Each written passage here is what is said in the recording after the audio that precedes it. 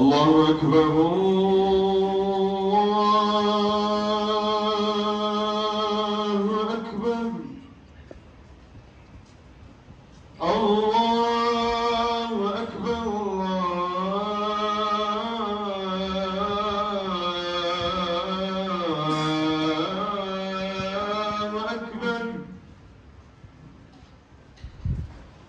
أشهد أن لا إله إلا الله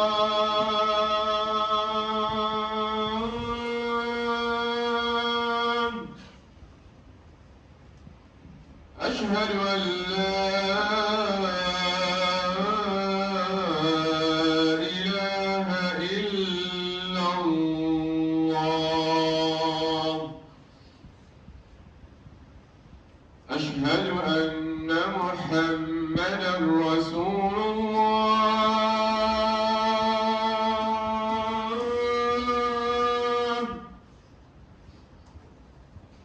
أشهد أن محمدًا رسول الله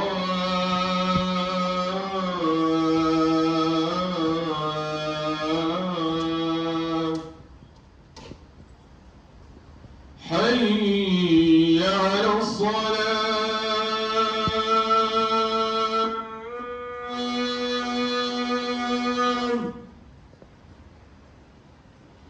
حي على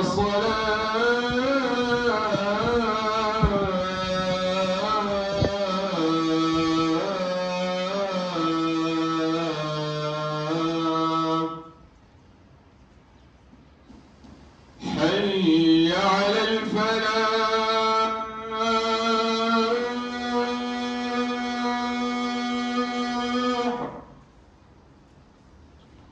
حي على الفلاح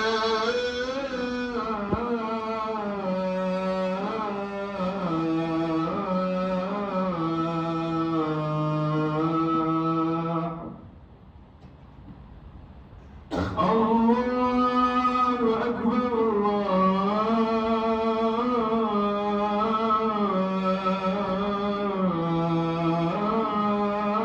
أكبر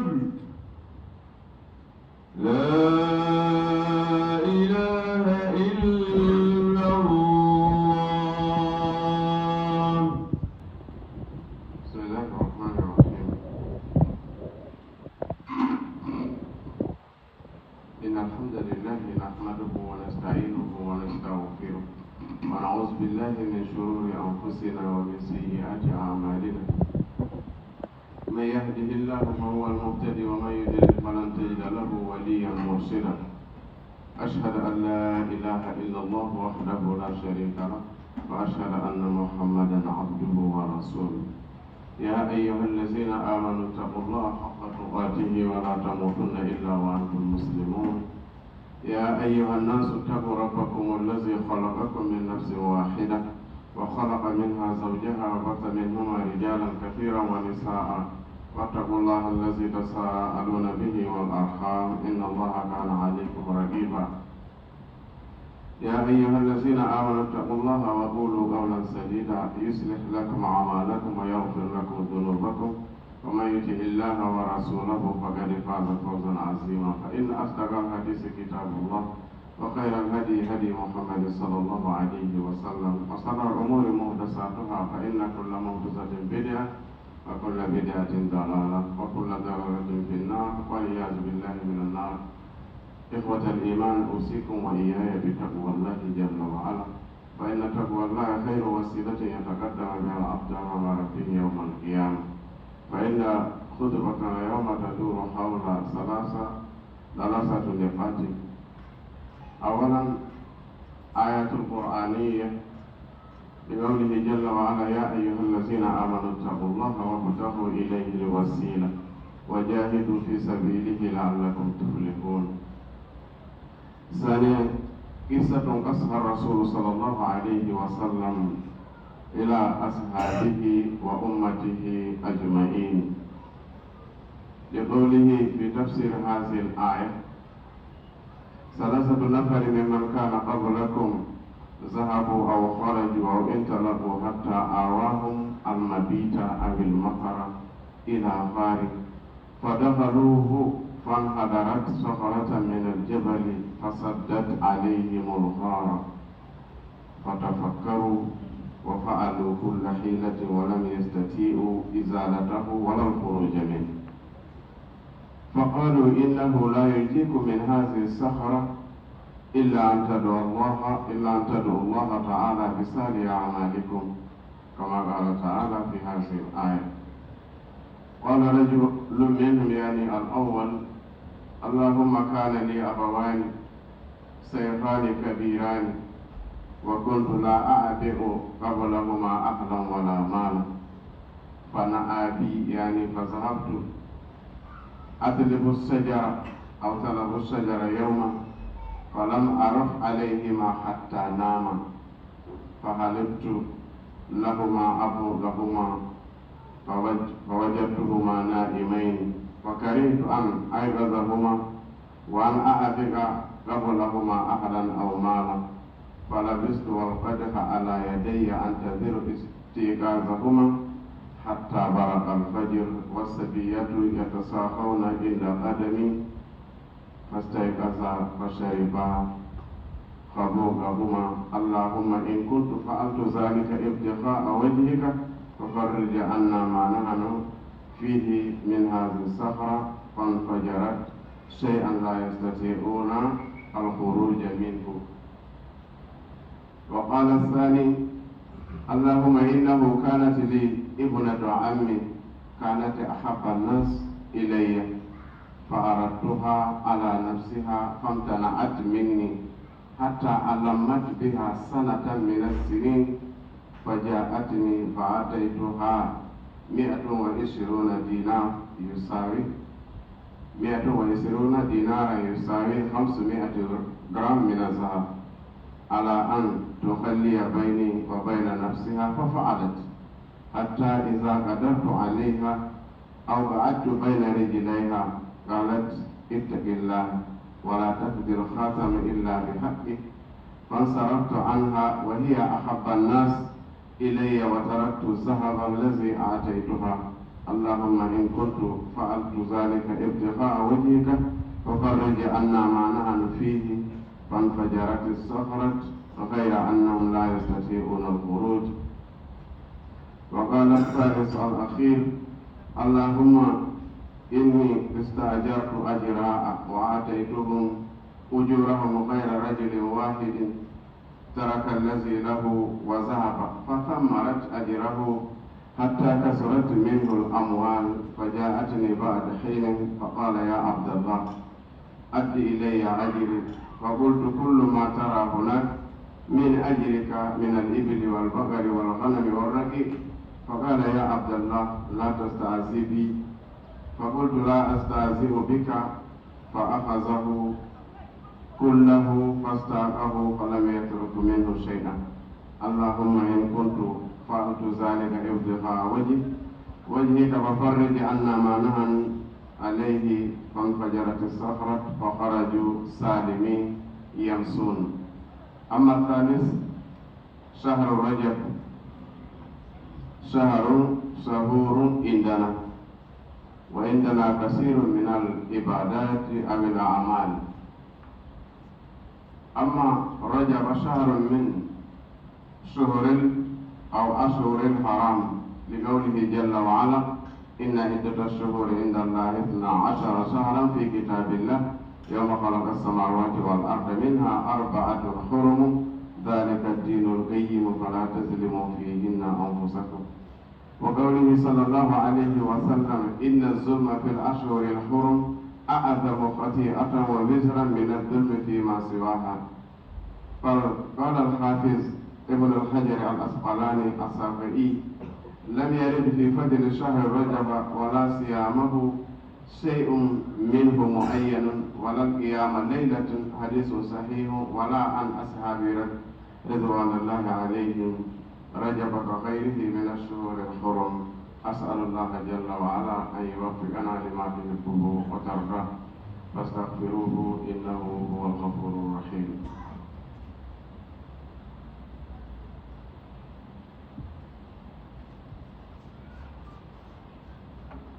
بسم الله الرحمن الرحيم. الحمد لله رب العالمين ثم الصلاة والسلام على أشرف الأنبياء والمرسلين. رب اشرح لي صدري ويسر لي أمري واحلل عقدة من لساني يفقهوا قولي. Mes frères et sœurs, après avoir loué Allah subhanahu wa ta'ala infiniment et prié sur notre message de Muhammad sallallahu alayhi wa sallam, je vous demande et moi-même d'avoir la crainte d'Allah subhanahu wa ta'ala. Comme la crainte c'est la meilleure provision pour un esclave d'Allah subhanahu wa ta'ala, jour dernier. Notre sermon aujourd'hui, on a 3 points à parler. Un verset coranique, chapitre 5, verset 35, Suratul Maïda. Là où Allah nous a dit, il a dit les croyants, oh, vous les croyants, cherchez les moyens de vous rapprocher de lui, Allah subhanahu wa ta'ala. Luttez pour sa cause, peut-être vous serez parmi les gagnants. C'est les versets là, on va tourner autour. Les 2 points, c'est les versets là. 3e point, c'est concernant les Rajab. C'est Allah subhanahu wa ta'ala qui nous a autorisé de chercher les moyens. En cas de problème, on va demander à Allah subhanahu wa ta'ala l'aide à cause de nos œuvres qu'on a déjà travaillé pour lui. Prophète sallallahu alayhi wa sallam, en donnant la signification de ce verset, cherchait les moyens.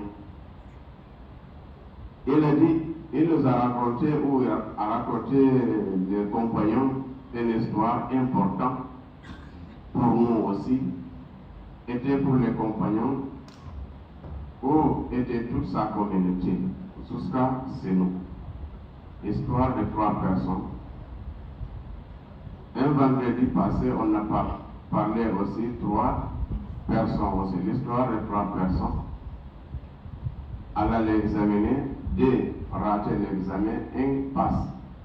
Aujourd'hui, c'est 3 personnes.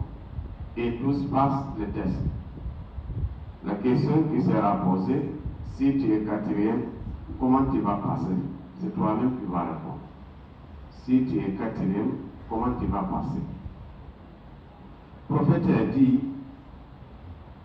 il y avait un groupe de personnes, 3 personnes, les autres qui étaient avant vous.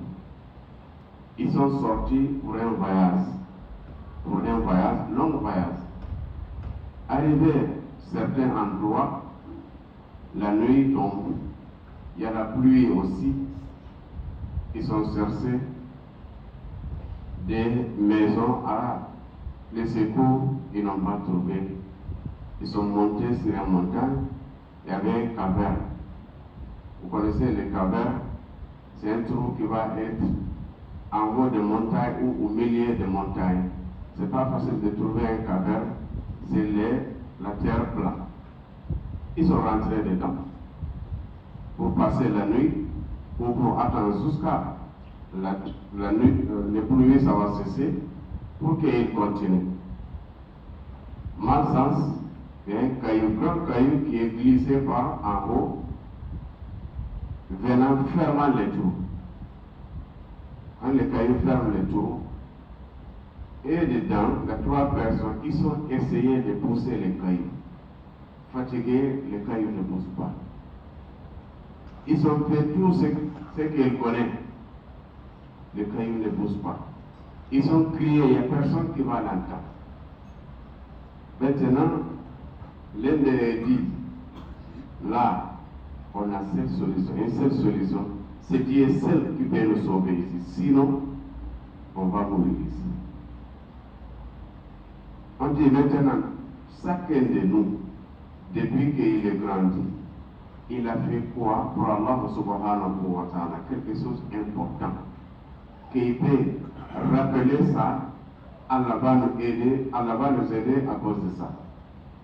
Si c'est pas ça, on va mourir ici. On va oublier le problème de voyage. Elle a dit maintenant les grands, c'est toi les grands. Il faut aider nous de sortir ici. Lui, il a réfléchi, parce que ça, c'est pas un film, c'est quelque chose de réel. Le prophète a dit, il a réfléchi, il a dit, j'avais des parents, vieilles, fatigués aussi, mais mon habitude, vous connaissez, si tu as des parents vieux et fatigués, c'est comme un enfant. Tu vas les garder comme un enfant, de nourrir, de faire tout. Il a dit, je n'ai jamais nourri mes enfants avant que je nourris mes deux parents. C'est islamique aussi, c'est authentique. Quiconque a pris sa famille, plus qu'il aide sa famille, plus que ses parents, il sera parmi les gens de l'enfer. Après, prophète, c'est le départ. Il a dit, un jour, je sortis pour chercher les bois, pour préparer. J'ai retardé là-bas. Au retour, je trouvais les deux parents déjà dormis. J'ai trouvé le lait pour leur nourriture, pour les nourrir, mais ils sont déjà dormis. J'ai pris les verres pour les nourrir, arrivés, ils sont déjà dormis. Mes enfants en train de pleurer de faim. Mais dans les normes, je ne dois pas nourrir mes enfants avant mes parents. J'ai resté devant la porte toute la nuit, jusqu'à l'aube. Jusqu'à l'aube. Quand les deux parents s'est réveillés, je leur donnais leur part. Après être revenu, j'ai donné à mes enfants. Allah, si tu sais, j'ai fait ça à cause de toi, Allah, aide-nous de sortir ici. Le caillou est glissé. Il peut voir dehors, mais il ne peut pas sortir. C'est-à-dire, lui, il a respiré. Parce que c'est comme tirer au but. Quand tu rates, tu as des problèmes. Il a dit maintenant, c'est votre tour. Pour moi, c'est fini. L'autre a dit maintenant, le deuxième, c'est toi. Maintenant, on te regarde. Si tu rates, c'est la vérité, on est foutu.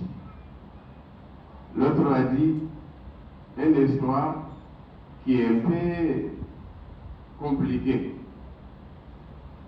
Il a dit, Allah, il y avait une fille de mon oncle paternel, une fille, je l'aime plus que tous. J'ai fait tout pour la gagner, elle a refusé. Je l'ai proposé jusqu'à 500 grammes d'or, 120 dinars. Je l'ai proposé, elle a refusé. Après des années, 1 an, 2 ans, elle est revenue. Elle a dit, j'accepte. De 500 grammes.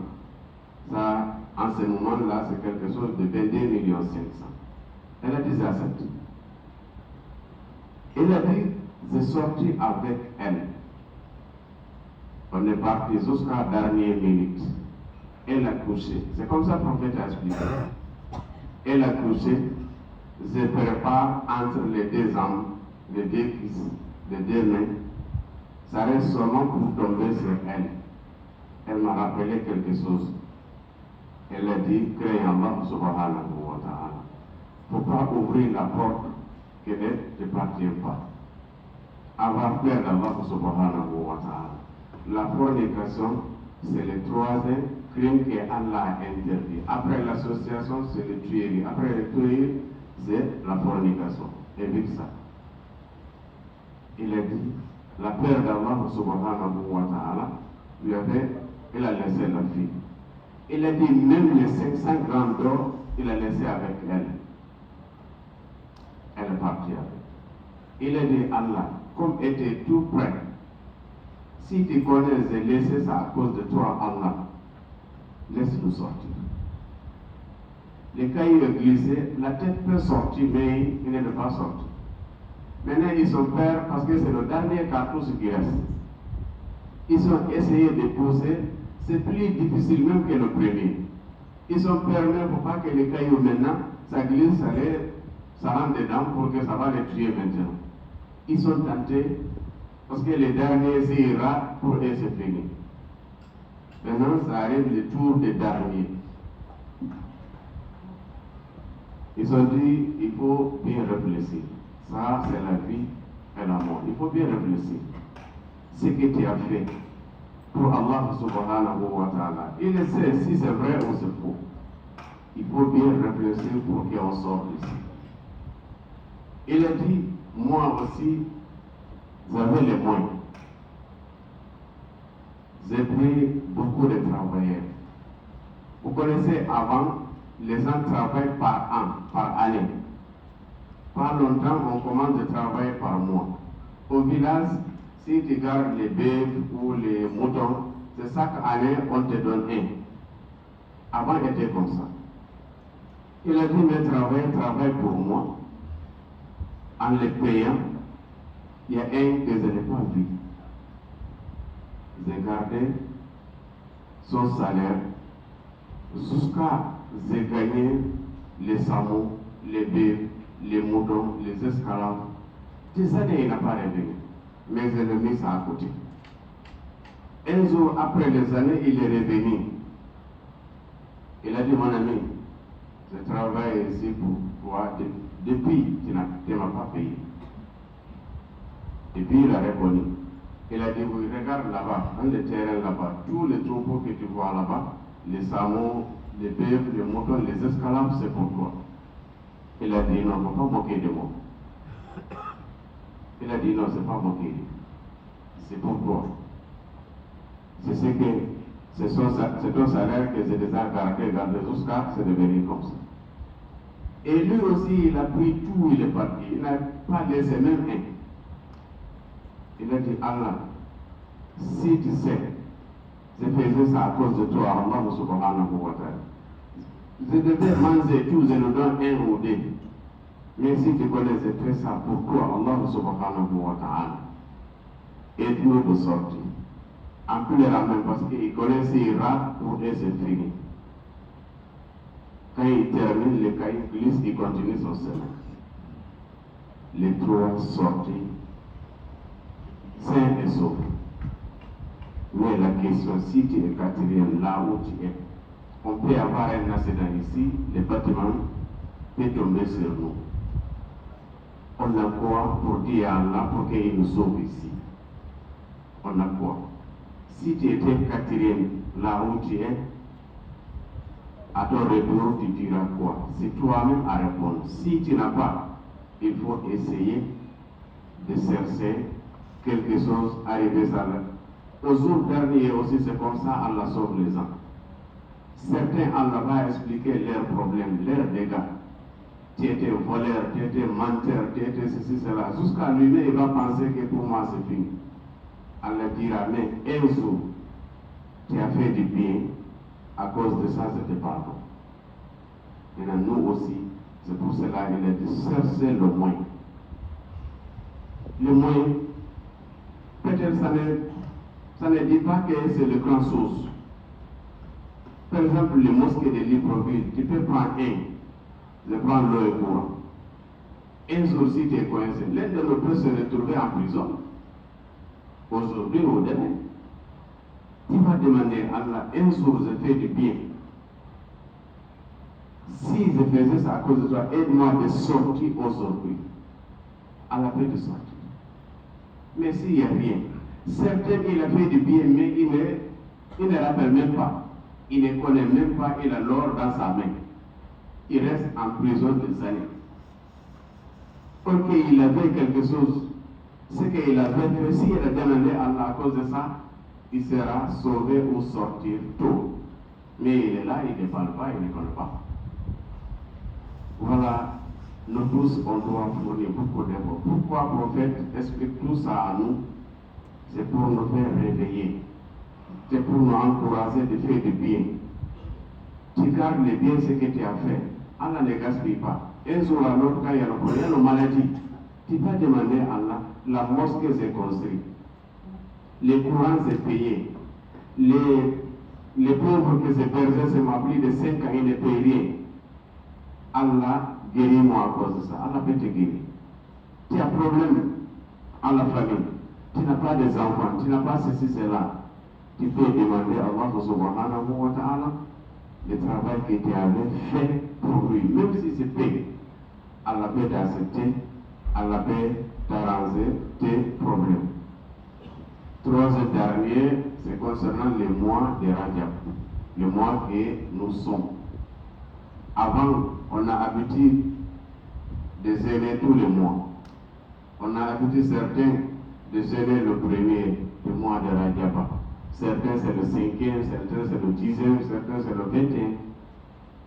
Mais il n'y a pas une adoration qui est authentique venant des prophètes ou les compagnons qui ont fait dans ces mois qu'on ne peut pas faire dans les autres mois. On a les adorations, on a les vendredis, on a les jeudis, les aînés, on a les lundis, on a les 13, 14, 15. On a des aînés aujourd'hui qui rompent demain. Ce qu'on peut faire sur les autres mois, c'est la même chose qu'on doit faire celui-là. Lui, il n'y a pas de spécialité pour lui.